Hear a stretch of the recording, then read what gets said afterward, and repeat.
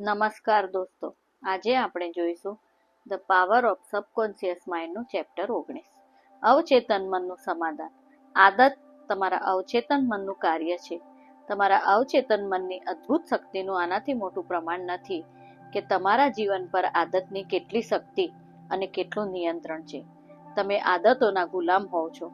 એવું કેટલીય વાર થાય છે કે તમારી સામે કોઈ મુશ્કેલ સ્થિતિ આવી જાય અને તમને રસ્તો સ્પષ્ટ ના દેખાઈ રહ્યો હોય.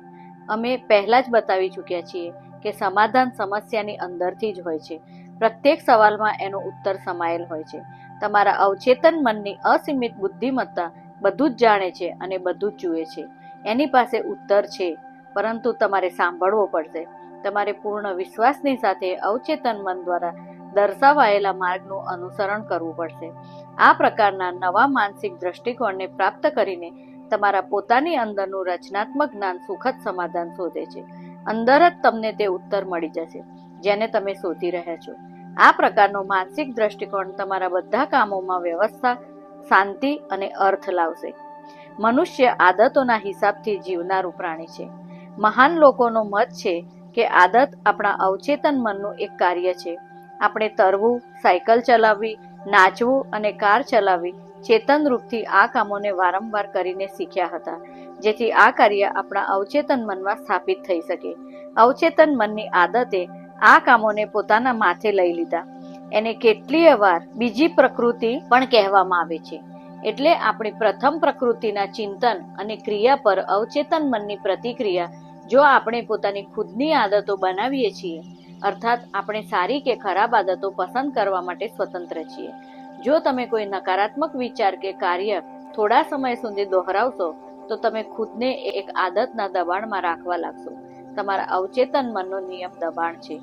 એકવાર બોબ જે ખૂબ જ નિરાશ હાલતમાં મને મળવા આવ્યો હતો. એણે બતાવ્યું કે દારૂ મારી નોકરી, પત્ની અને પરિવારને પી ગઈ. મારી પત્ની મારાથી ફોન પર પણ વાત નથી કરતી. તે મને મારી દીકરીથી મળવા પણ નથી દેતી. હું નથી જાણતો કે હું શું કરું. મેં પૂછ્યું કે શું તમે દારૂ છોડવાનો પ્રયત્ન કર્યો છે? એણે કહ્યું કે ઘણીવાર મેં છોડ્યો પણ છે, પરંતુ મને બેકાબૂ થઈ જાય છે. એની સાથે એવું વારંવાર થયું, કેમ કે સતત પીવું એની આદત બની ચૂકી હતી અને તે જાણતો હતો કે એને આ આદત બદલીને એક નવી આદત નાખવાની હતી. એણે પોતાની ઈચ્છાઓને દબાવવાનો પ્રયત્ન કર્યો, પરંતુ હાલત સુધારવાને બદલે બગડતી ચાલી ગઈ. એની સતત અસફળતાઓને એને વિશ્વાસ અપાવી દીધો કે તે અસફળ છે અને એની પાસે પોતાની ઈચ્છાને નિયંત્રિત કરવાની શક્તિ નથી. શક્તિહીનતાના આ વિચારે એના અવચેતન મન પર જબરદસ્ત સૂચનાના રૂપમાં કામ કર્યું. આ કારણે એની કમજોરી વધી ગઈ અને તેનું જીવન અસફળતાઓનો સિલસિલો બની ગયો. મેં એને ચેતન અને અવચેતન મનના કાર્યોમાં તાલમેલ બેસાડવાનું શીખવાડ્યું. આ બંનેના સહયોગથી અવચેતન મનમાં વાવવામાં આવેલી ઈચ્છા કે વિચાર સાકાર થઈ જાય છે. તેનું તાર્કિક મન સહેમત હતું, પરંતુ તેની આદતના જૂના માર્ગે એને મુશ્કેલીમાં નાખી દીધો છે. તો તે ચેતન રૂપથી સ્વતંત્રતા, સંયમ અને માનસિક શાંતિનો નવો માર્ગ બનાવી શકે છે. તેની વિનાશક આદત હવે સ્વચલિત જેવી બની ગઈ હતી, પરંતુ એણે એને સચેતન વિકલ્પ પસંદ કરીને ખુદ બનાવ્યો હતો. એણે પોતાની સ્થિતિ નકારાત્મક બનાવી લીધી હતી, તો તે આ સ્થિતિને સકારાત્મક પણ બનાવી શકે છે. એણે એ વિચારવાનું છોડી દીધું કે તે આ આદતને નથી છોડી શકતો. એને ખબર હતી કે એના પોતાના વિચાર સિવાય એના ઉપચારમાં કોઈ બાધા નથી.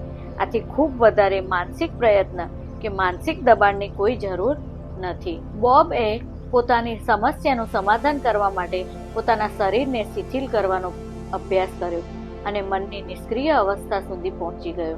તેણે મસ્તિષ્કમાં ઈચ્છિત પરિણામની તસવીર ભરી, કેમ કે તે જાણતો હતો કે તેનું અવચેતન મન સૌથી સરળ રીતથી એને સાકાર કરી શકે છે.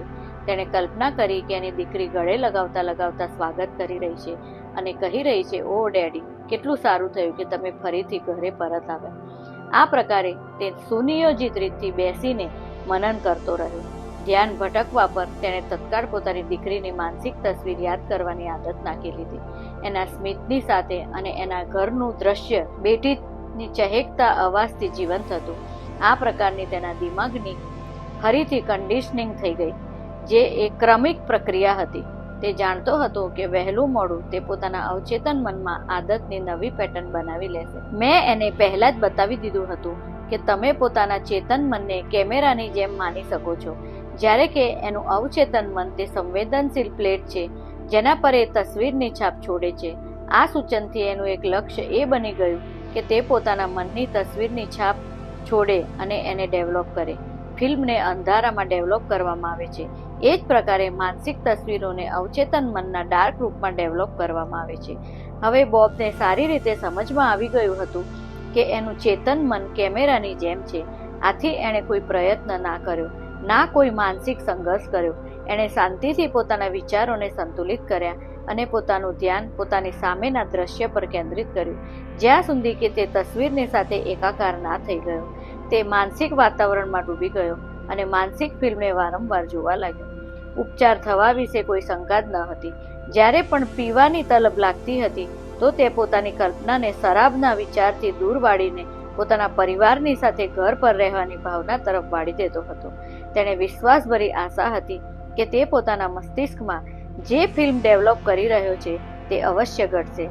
આજે તે સંયમપૂર્ણ જીવન જીવી રહ્યો છે, પોતાના પરિવારની સાથે ફરીથી રહેવા લાગ્યો છે, કારકિર્દીમાં સફળ અને ખુશ છે. રૂથ બી એક કંપનીની સંસ્થાપક હતી જે પ્રોફેશનલ્સ માટે બિલિંગ અને રેકોર્ડ કીપિંગનું કામ કરતી હતી. એની કંપની પહેલા તો ખૂબ સફળ હતી, પછી કશું થઈ ગયું અને સ્થિતિ બદલાઈ ગઈ. એણે મારાથી કહ્યું કે મને સમજમાં નથી આવતું. ક્યારેક એવું લાગે છે કે જાણે જે દરવાજા મારા માટે ખુલી રહ્યા હતા તે બધા હવે કસીને બંધ થઈ ચૂક્યા છે. હું વારંવાર સંભવિત ગ્રાહકોની સાઇન કરવાની નજીક પહોંચી જાઉં છું, પછી છેલ્લી મિનિટ પર તેઓ પાછળ હટી જાય છે. શું થઈ રહ્યું છે?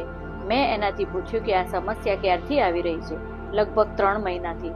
એપ્રિલની વચ્ચેથી આ સમસ્યા આવી રહી છે. મેં પૂછ્યું કે તમને તારીખ વિશે આટલો વિશ્વાસ કેવી રીતે છે? શું એ સમયે કોઈ ખાસ વસ્તુ થઈ હતી?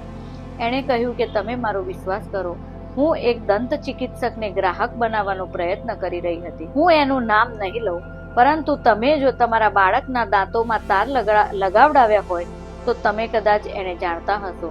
મેં એને બતાવ્યું કે જો મારી કંપની એનું બધું કાગજી કામ સંભાળી લેશે તો એનો કેટલો સમય, શ્રમ અને પૈસા બચશે.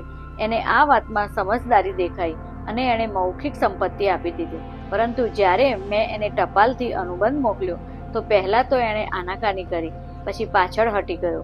હું ક્રોધિત હતી. મેં પૂછ્યું અને એના પછી? રૂથે કહ્યું કે એના પછી આ વારંવાર થવા લાગ્યું. બદકિસ્મતી મારી પાછળ પડી છે, કોઈ બીજું કારણ જ નથી. મેં સમજાવ્યું કે દંત ચિકિત્સક પ્રતિ એની ચીડ અને દ્વેષે એને આ અવચેતન વિશ્વાસ અપાવી દીધો હતો કે એના અન્ય સંભવિત ગ્રાહક પણ પછીથી હટી જશે. આ વિશ્વાસે કુંઠા, શત્રુતા અને બાધાઓની પેટર્ન બનાવી દીધી. એણે પોતાના મનમાં છેલ્લી મિનિટમાં અનુબંધ રદ થવાની આશંકા બનાવી દીધી. એકવાર જ્યારે એના અવચેતન મન પર આ છાપ છૂટી ગઈ તો આ એ પરિસ્થિતિઓને ઉત્પન્ન કરવા લાગી જેમનો એને ભય હતો. પ્રત્યેક અસફળતા આ વિશ્વાસને દ્રઢ બનાવતી હતી કે તે અસફળ થવા માટે બાધ્ય છે. એણે એક દુષ્ચક્ર બનાવી લીધું હતું. રૂથને સમજમાં આવવા લાગ્યું હતું કે સમસ્યા એના પોતાના મસ્તિષ્કમાં હતી અને સારવાર ત્યારે જ થઈ શકે છે જ્યારે તે પોતાના મસ્તિષ્ક, પોતાના માનસિક દ્રષ્ટિકોણને બદલી લે. તે આ પ્રકારે મનન કરવા લાગી. મને અહેસાસ થયો કે હું પોતાના અવચેતન મનની અસીમિત બુદ્ધિમત્તાની સાથે એકાકાર છું, જે કોઈ બાધા, મુશ્કેલી કે વિલંબને નથી જાણતી. હું સર્વશ્રેષ્ઠની સુખદ આશામાં જીવું છું. મારું અધિક ઊંડું મન મારા વિચારો પર પ્રતિક્રિયા કરે છે. હું જાણું છું કે મારા અવચેતનની અસીમિત શક્તિનું કામ રોકી નથી શકાતું. અસીમિત બુદ્ધિમત્તા જે પણ શરૂ કરે છે એને હંમેશા સફળતાપૂર્વક પૂરું કરે છે. રચનાત્મક જ્ઞાન મારા માધ્યમથી કામ કરીને મારી બધી યોજનાઓ અને ઉદ્દેશોને પૂરા કરે છે. હું જે પણ શરૂ કરું છું એને સફળતાથી પૂરું કરું છું. જીવનમાં મારું લક્ષ્ય અદ્ભુત સેવા આપવાનું છે અને હું જેમના પણ સંપર્કમાં આવું છું તે મારી સેવાઓથી ધન્ય થઈ જાય છે. મારા બધા કામ દૈવીય વિધાનમાં પૂર્ણ પરિણિત સુધી પહોંચે છે. આ પ્રકારની પ્રાર્થના તે ગ્રાહકોને મળવા જવાથી પહેલા દોહરાવા લાગી અને સુવાથી પહેલા પણ આ પ્રાર્થના દોહરાવા લાગી. થોડા જ સમયમાં એણે અવચેતન મનમાં એક નવી આદતની પેટર્ન બનાવી લીધી. જલ્દી જ તે એકવાર ફરીથી સંભવિત ગ્રાહકોને કંપનીના સોદા પર સાઇન કરવામાં સફળ થવા લાગી.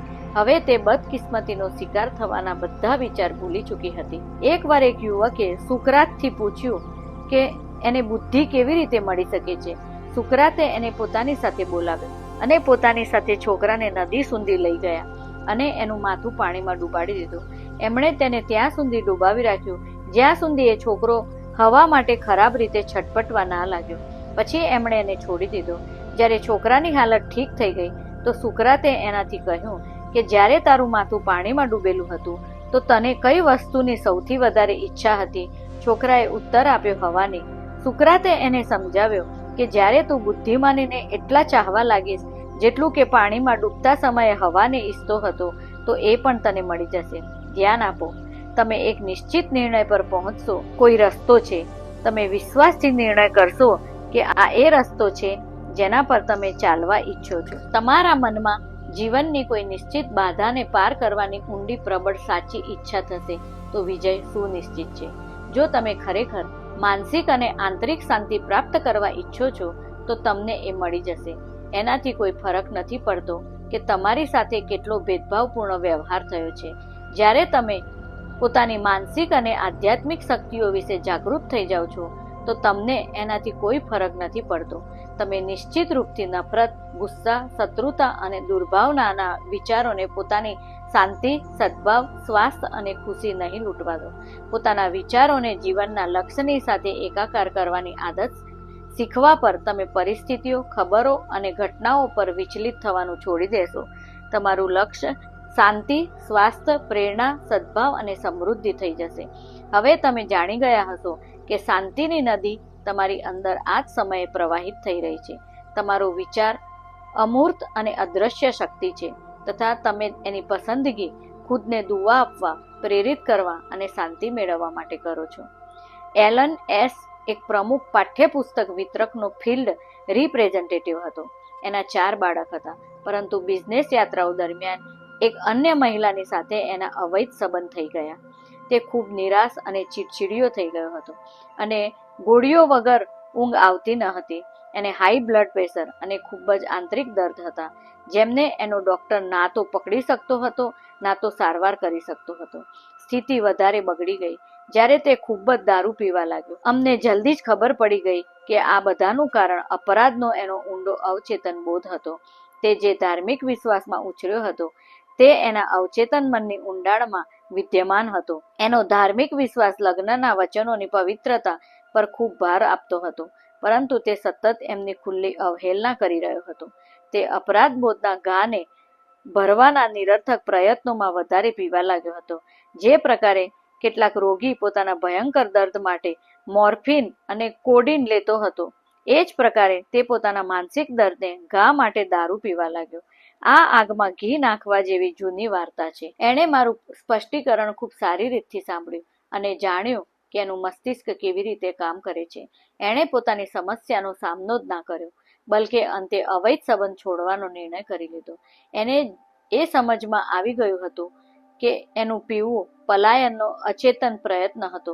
છુપાયેલું કારણ એના અવચેતન મનમાં સમાયેલ હતું અને એનો સફાયો કરવો જરૂરી હતો. તેના પછી જ ઉપચાર થઈ શકતો હતો. તે દિવસમાં કેટલીય વાર પ્રાર્થનાથી પોતાના અવચેતન મન પર છાપ છોડવા લાગ્યો. મારું મસ્તિષ્ક શાંત, સંતુલન અને સદભાવથી ભરેલું છે. ઈશ્વર મારી અંદર હસતા હસતા શાંતિથી વિશ્રામ કરી રહ્યા છે. હું અતીત, વર્તમાન કે ભવિષ્યની કોઈ વસ્તુથી ડરતો નથી. મારા અવચેતન મનની અસીમિત બુદ્ધિમત્તા બધી રીતોથી મારું નેતૃત્વ, નિર્દેશન અને માર્ગદર્શન કરી રહી છે. હું હવે પ્રત્યેક સ્થિતિનો સામનો વિશ્વાસ, સંતુલન, શાંતિ અને વિશ્વાસથી કરું છું. હું હવે આ આદતથી પૂરી રીતે સ્વતંત્ર છું. મારું મસ્તિષ્ક આંતરિક શાંતિ, સ્વતંત્રતા અને ખુશીથી ભરેલું છે. હું ખુદને ક્ષમા કરું છું, પછી મને પણ ક્ષમા કરવામાં આવે છે. શાંતિ, સંયમ અને વિશ્વાસ મારા મસ્તિષ્ક પર શાસન કરે છે. જ્યારે તેણે આ પ્રાર્થના દોહરાવી તો તે પૂરી રીતથી જાણતો હતો કે તે શું કરી રહ્યો હતો અને કેમ કરી રહ્યો હતો. મેં એને સમજાવ્યું કે જ્યારે તે આ વાક્યોને જોરથી, ધીમે ધીમે, પ્રેમપૂર્વક અને અર્થપૂર્ણ ઢંગથી દોહરાવશે તો તે ધીમે ધીમે એના અવચેતન મનમાં ઉતરી આવશે. બીજની જેમ તેઓ પણ મોટા થઈને ફળ આપશે. એના કાન અવાજ સાંભળતા હતા અને શબ્દોના ઉપચારક કંપન એના અવચેતન મન સુધી પહોંચીને એ બધી નકારાત્મક માનસિક પેટર્નને દૂર કરી દેતા હતા જેમણે એની સમસ્યાઓને પેદા કરી હતી. પ્રકાશ અંધકારને દૂર કરી દે છે. સર્જનાત્મક વિચાર નકારાત્મક વિચારને નષ્ટ કરી દે છે.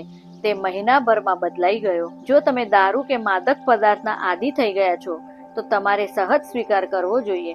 ક્યારેય પણ પોતાને બચાવવાનો પ્રયત્ન ના કરો, કેમ કે ઘણા બધા લોકો દારૂડિયા આથી બની જાય છે કેમ કે એમણે એને ક્યારેય સ્વીકાર નથી કર્યો. તમારી બીમારી તમારી અંદરનો આંતરિક ભય છે, કેમ કે તમે જીવનનો સામનો કરવાથી ઇનકાર કરી રહ્યા છો. આથી તમે દારૂના માધ્યમથી પોતાની જવાબદારીઓથી પલાયન કરવાનો પ્રયત્ન કરી રહ્યા છો. દારૂના રૂપમાં તમારી કોઈ સ્વતંત્ર ઈચ્છા નથી. જો કે તમે વિચારી શકો છો કે બની શકે છે તમે પોતાની ઈચ્છા શક્તિ વિશે ડીંગો હાંકતા હોય. જો તમે આદતન દારૂડિયા છો અને સાહસની સાથે એ ઘોષણા કરો છો, હવે હું એને ક્યારેય નહીં અડું, તો તમારામાં આ ઘોષણાને સાચી સાબિત કરવાની શક્તિ નથી. કારણ એ છે કે તમે એ નથી જાણતા કે શક્તિને ક્યાં શોધવાની છે. જો તમે ખુદની બનાવેલી મનોવૈજ્ઞાનિક જેલમાં રહી રહ્યા છો તો તમે પોતાના વિશ્વાસો, અભિપ્રાયો, પ્રશિક્ષણ અને વાતાવરણના પ્રભાવની સાંકળોમાં જકડાયેલા છો. મોટાભાગના મનુષ્યોની જેમ તમે પણ આદતના ગુલામ છો. તમે જે પ્રકારની પ્રતિક્રિયા કરો છો એના માટે કન્ડિશન છે. જો તમે એકવાર પોતાની માનસિકતામાં સ્વતંત્રતા અને માનસિક શાંતિના વિચાર ભરી દીધા તો આ તમારી અવચેતન ઊંડાઈઓ સુધી પહોંચી જશે. જેમ કે તમે જાણો છો કે તમારું અવચેતન મન સર્વશક્તિમાન છે. આથી આ તમને દારૂ પીવાની ઈચ્છાથી સ્વતંત્ર કરી દેશે. એ વળાંક પર તમને એક નવી સમજ મળશે કે તમારું દિમાગ કેવી રીતે કામ કરે છે. તમને તમારી અંદર અસીમિત સંસાધન મળશે, જેમના દ્વારા તમે પોતાની વાતને સત્ય સાબિત કરી શકો છો. જો તમારામાં એકવાર કોઈ વિનાશક આદતથી છુટકારો મેળવવાની પ્રબળ ઈચ્છા જાગી જાય છે તો તમારી 51% સારવાર પહેલાથી જ થઈ જાય છે. જ્યારે તમારી ખરાબ આદતને છોડવાની ઈચ્છા એને જારી રાખવાની જરૂરિયાતથી અધિક મોટી થઈ જાય છે તો તમને એ જાણીને હેરાની થશે કે પૂર્ણ સ્વતંત્રતા ફક્ત એક ડગલું દૂર છે. એકવાર જે વિચારે તમારા દિમાગમાં લંગર નાખી દીધું તો તમારું મસ્તિષ્ક એનો વિસ્તાર જરૂર કરશે. મસ્તિષ્કને સ્વતંત્રતાની અવધારણા અને માનસિક શાંતિ પર કેન્દ્રિત કરો. એને ધ્યાનની નવી દિશા પર કેન્દ્રિત કરો. એનાથી તમે એવી ભાવનાઓ ઉત્પન્ન કરો છો જે સ્વતંત્રતા અને શાંતિની અવધારણાને ધીમે ધીમે ગ્રહણ કરી લે છે. તમે જે પણ વિચારને આ રીતથી ભાવનાત્મક બનાવો છો એને તમારું અવચેતન મન સ્વીકાર કરી લે છે અને સાકાર પણ કરી દે છે. હવે તમે જાણી ગયા હશો કે તમારા કષ્ટથી કોઈ સારી વસ્તુ ઉત્પન્ન થઈ શકે છે. આથી કષ્ટ ઉઠાવતા રહેવું મૂર્ખતા સિવાય કશું નથી. જો તમે દારૂડિયા જ બન્યા રહેશો તો એનાથી તમને માનસિક અને શારીરિક કષ્ટ થતું રહેશે. જો તમારી અવચેતનની શક્તિ તમારો સાથ આપી રહી છે તો તમે ભાવિ સ્વતંત્રતાની સુખદ કલ્પના શરૂ કરી શકો છો જે તમારી અંદર ભરાયેલી છે. તમે જાણો છો કે પ્રતિસ્થાપનનો નિયમ જ તમને દારૂની બોટલ સુધી લઈ ગયો. તેણે હવે ખુદને સ્વતંત્રતા અને માનસિક શાંતિ સુધી લઈ જવા દો. તમને થોડું કષ્ટ થશે, પરંતુ આ સર્જનાત્મક ઉદ્દેશ માટે હશે. તમે એને એ જ રીતે સહન કરશો જે રીતે મા પ્રસવ પીડાને સહન કરે છે અને તમે મસ્તિષ્કમાં એક બાળકને જન્મ આપશો. તમારું અવચેતન સંયમને જન્મ આપશે. દારૂખોરીનું સાચું કારણ નકારાત્મક અને વિનાશક વિચારસરણી છે. માણસ જેવું વિચારે છે તેવો જ તે થાય છે. દારૂમાં હીન ભાવના, અક્ષમતા, કુંઠા અને પરાજયનો ઊંડો અહેસાસ થાય છે. હંમેશા એમની સાથે ઊંડી આંતરિક શત્રુતા પણ હોય છે. મનુષ્યની પાસે અનંત બહાના હોય છે જેમનાથી તે પોતાના દારૂપણાનો બચાવ કરી શકે છે, પરંતુ અસલી કારણ મનુષ્યનું વૈચારિક જીવન હોય છે. પ્રથમ પગથિયું, સ્થિર થઈ જાઓ. મસ્તિષ્કને શાંત કરી લો. અર્ધનિદ્રા નિષ્ક્રિય અવસ્થામાં પહોંચી જાઓ. આ શિથિલ, શાંત, ગ્રહણશીલ અવસ્થામાં તમે બીજા પગલાની તૈયારી કરી રહ્યા છો. બીજું પગથિયું, એક સંક્ષિપ્ત વાક્ય લો જેને સરળતાથી યાદશક્તિ પર ઉકેરી શકાય અને લોરીની જેમ વારંવાર દોહરાવી શકાય. આ વાક્યનો પ્રયોગ કરો. હવે મારામાં સંયમ અને માનસિક શાંતિ છે અને હું આભાર વ્યક્ત કરું છું. મસ્તિષ્કને ભટકવાથી રોકવા માટે એને જોરથી દોહરાવો અને મનમાં બોલતા સમયે એના ઉચ્ચારણમાં હોઠો અને જીભને ચલાવો. એનાથી અવચેતન મન સુધી પહોંચવામાં મદદ મળશે. એને 5 મિનિટ કે એનાથી વધારે સમય સુધી કરતા રહો.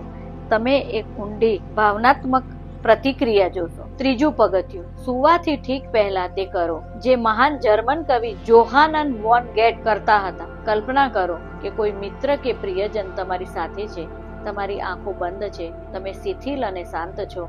આ પ્રિયજન કે મિત્ર કલ્પનામાં તમને કહી રહ્યો છે અભિનંદન. તમે એનું સ્મિત જુઓ છો, તમે એનો અવાજ સાંભળો છો, તમે માનસિક રૂપથી એનો હાથ સ્પર્શ કરો છો. બધું જ વાસ્તવિક અને ચિત્રાત્મક છે. અભિનંદન શબ્દ પૂર્ણ સ્વતંત્રતાનો ઘોતક છે. એને વારંવાર સાંભળો જ્યાં સુધી કે તમને સંતોષજનક અવચેતન પ્રતિક્રિયા ના મળી જાય. જ્યારે ક્યારેય પણ તમારા ભય તમારા મસ્તિષ્કનો દરવાજો ખખડાવે અને ચિંતા, તણાવ કે શંકા તમારા દિમાગમાં આવે તો પોતાના સપના, પોતાના લક્ષ્યને જોતા રહો. પોતાના અવચેતન મનની અંદરની અસીમિત શક્તિ વિશે વિચારો જે તમારા ચિંતન અને કલ્પનાને ઉત્પન્ન કરી શકે છે. એનાથી વિશ્વાસ, શક્તિ અને સાહસ મળશે.